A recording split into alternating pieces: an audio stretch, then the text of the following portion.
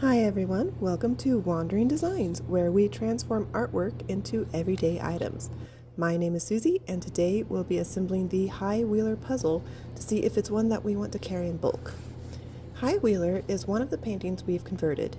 It is a painting by Colorado artist Jim Klein, and I picked it to use for a puzzle because, well, I just thought it would be a good choice.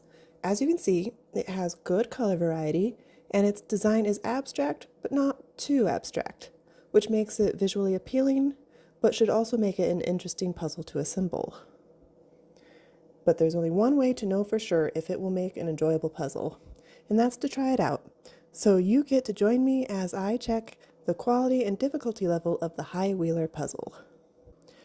Right now, all of my testing is based on personal preference, so if anyone knows of any standardized difficulty rankings for puzzles, please mention it in the comments below and I will happily check that out.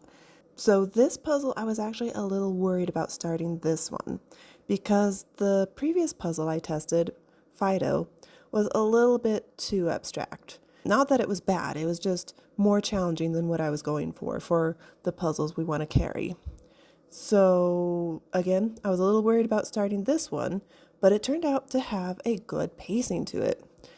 So for me, this puzzle is just right because it's challenging enough to be interesting, but not so challenging that it became too tedious to work on. So yeah, I think the High Wheeler puzzle has definitely passed the test, and we will be carrying it in shop here very soon. Feel free to check us out at wanderingdesignshome.com. Join me next time as I continue to test the different puzzles that we might be carrying for Wandering Designs.